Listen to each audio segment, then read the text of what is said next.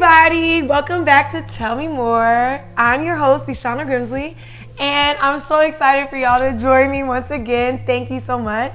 So today I have the lovely Jadeen. Beautiful. Hey girl. Jadeen and I went to Hampton University together. For me, Jadeen is literally super important to me because she's on one of my board of advisors, I would say. So for me, a board of advisor is somebody I go to for any question that I have for work, life, and Jadeen, you're like one of those people. I don't know if you know that, but you're one of those people. So I really thought it would be a great idea to bring you to the talk show. The talk show is basically about me trying to help millennials who look like us, especially who are around our same age, trying to figure it out. I want to help them be successful in their life and with work-life balance together. Yeah. I'm excited to be here. Let's do it. I'm excited. Yes, honey. All right. So I like to start off the introductions with asking, where do you work? Okay. And how did you get into your position? Okay. So I work for a Fortune 500 company, a consulting firm. We are a global company, Accenture. Long introduction, but we are the best, as I would like to say. But I was recruited off of Hampton University's campus. I had the fortune of, we were in the same program, being in the 5-year MBA program, which I highly recommend. I 100% agree. And especially when you're going back to that interviewing process and you're starting that brand new job, right? It's like, you're asking yourself, I know when I first started working, I had to ask myself a lot of times, what do I do next? How do I integrate into such a large company? And this is my first full-time job. Yeah. And I learned some things through college, right? We learn some things through college, but a lot of things you do have to learn in the moment or while you're at the job. Yep. So if you can give us a little bit of background information on what you do in your day-to-day life, and how did you integrate yourself into Accenture? And was it hard? Was it easy? Right. Okay. So, two-part question. So, day to day, it differs. We work. I am on the public side, so my projects are a little bit more fast-paced rather than the private side. By fast-paced, I mean I can have an assignment that's 6 weeks. I can also have assignments that's 3 months where assignment as in a project. Or assignment as a task that you have to complete. So assignment as in a project.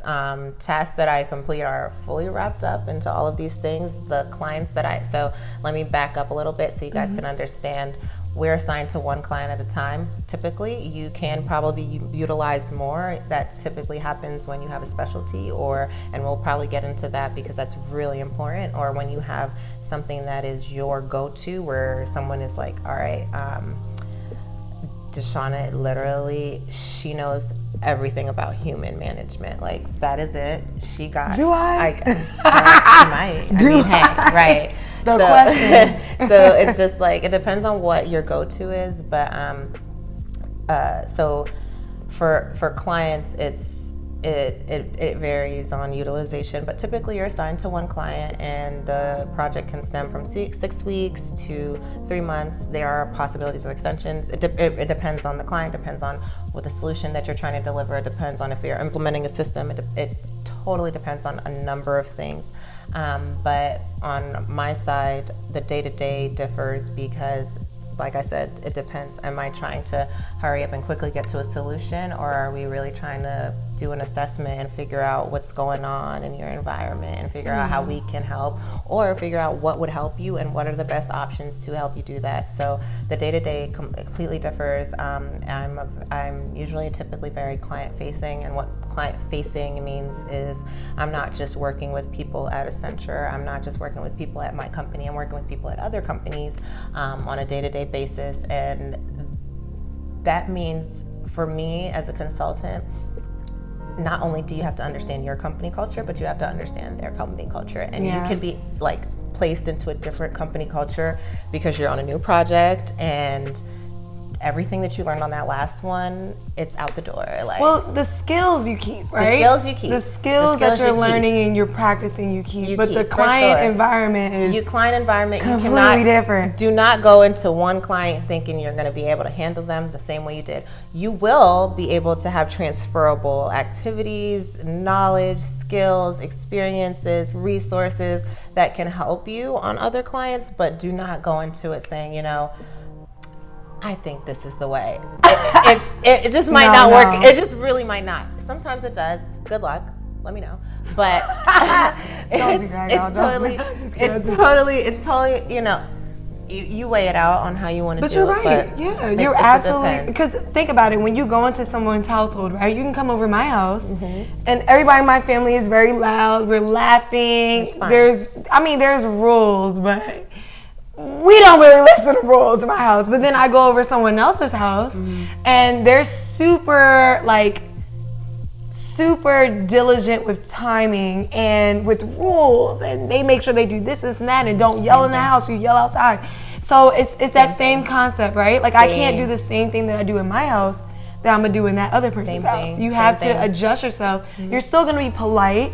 You're still gonna, okay? We gonna keep the manners. Okay, because mama taught me. Okay? But you're not gonna be that same, like, you're not gonna bring that same environment into somebody else's house or in a client. For sure.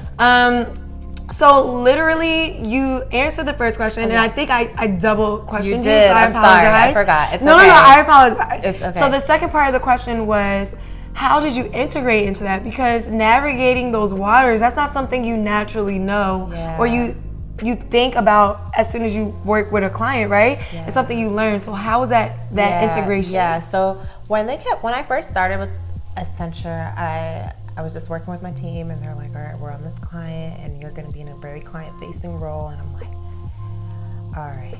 What does that mean? That means they're going to see my face. Like, I was just like, what does that even mean? What is like, what is a client-facing role? And by client-facing role, I really think it means that you're working with a client, and you're working like one-on-one with them, and we can trust you to work one-on-one with them, and we don't have to supervise you and say you're not supposed to say that. Exactly. And, like, you know what I mean? There are some things that you're just not like. There's some things that are sensitive. There's some things that is literally internal. Like, that is not client-facing. So it's understanding those conversations. It's understanding how to act in front of clients. So for, again, an example that I use from my MBA program, I kind of conduct myself in the same way that I would conduct myself in the seminars that we used to have and that were held throughout my entire tenure at Hampton.